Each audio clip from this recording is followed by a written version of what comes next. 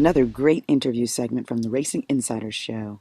We've already talked about Joey Hand, a DTM driver who runs for BMW. Let's hear what he has to say. All drivers want a crowd watching them, and that's kind of where Joey Hand is coming from when he talks about bringing DTM to the United States.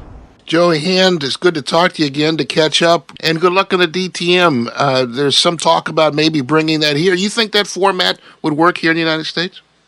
You know, a lot of people ask me that. It's tough to tell. You know, I think it would be really intriguing to a lot of people. You know, it's not F1, but it's pretty extreme. It's it's in that realm. You know, it's a touch below F1, and it's got roofs. And I think over here, I think a lot of people like the closed wheel format, and I don't know. I think it'd be interesting. I mean, it's definitely good hard racing. Can you make it happen? Do we have all the teams and all the equipment that you need to make it happen as quick as they're talking? I don't know, but for me, I'd love to see DTM in the U.S. in some shape or form. You know, I'm the only American in DTM, which I fly the flag proudly. But man, it would be so awesome if I could get my family and friends and just the fans that support me over there from the U.S. if they could come see it live in the U.S. I think it'd be great. Jim, we've heard from Joey Hand, one of the fast guys in DTM. He'd like to see it here, but he's not clear where all of it's going to come from. Peter, what do you think? You're close to the GT racing and Grand Am. What do you think? Hey, we've had Joey Hand drive for us, Joey Quick Hands, that is, at the Spirit of Daytona. I'd love to see him on American soil again. I mean, it's great racing. If they can bring the excitement that they have over there with those big car fields and the guys running into each other and climbing the curbs and hanging two wheels in the air, and especially if Joey's at the front, it'd be great. It's going to be hard for success, I think. I mean, if they could run a limited schedule, 1 or 2 weekends, that'd be, at COTA maybe and at Montreal, I think it could be a success. I just don't see it as a 10 or 12, 14 race weekend here in America, though. And that's the key issue, I think, isn't it, Jim? You've got some background information.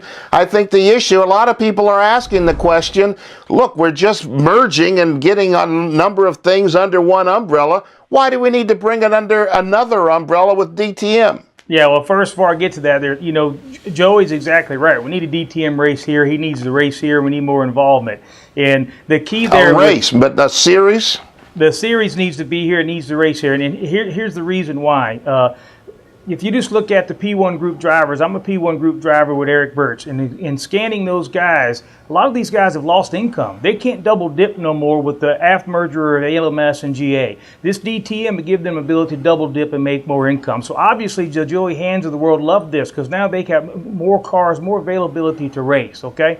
But the other reason we need this is we have a void. We have a void in a series that has stars, Formula One guys, ex-Formula One, the Timo Glocks of the world, racing in a series in a sprint format. Some of these fans, sports car fans, get lost in 4-hour races with 2 drivers, and it's just difficult. I think that the brass at Grand Am think this DTM will fill that, and it certainly will benefit the drivers here. Now, for them to do that, these manufacturers have got to get on board, Bill. And the problem with that is you can't even get a consensus in Europe among the main manufacturers, BMW and Mercedes. Mercedes wants an all-out war in the engineering department. BMW wants more standardized rules and get out of Germany. So for this to work, we really need a unified set of rules. And they need to handle that in Europe among them and the Japan cars and then bring that successful formula with their stars to America. And I think we'll have some venues and we'll have more fans show up. Well, I think part of the issue... Go ahead, Peter. Well, I'd just like to comment. I mean, I understand Jim's concern about drivers double dips, but I mean, I think it's more important that road races are successful in the United States than how the drivers are getting paid. Maybe the key ingredient we're missing is sprint races. Maybe it's not endurance races. Maybe it's sprint races, and maybe DTM fills that void. I just don't see having the quality field.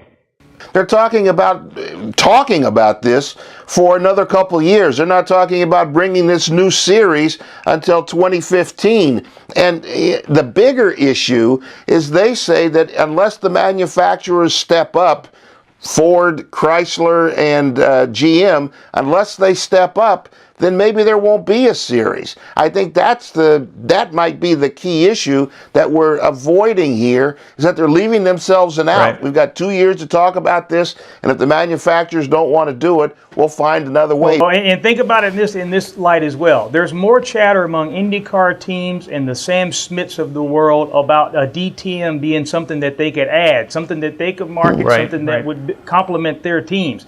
You're not hearing any Daytona prototype teams even thinking about doing DTM, and that is the difference between trying to take NASCAR fans road racing and bringing a true international series of superstars in a sprint format. The Racing Insiders on MAV TV every Thursday at 2 and 5 o'clock Eastern, and again on Saturdays at 12:30 midday.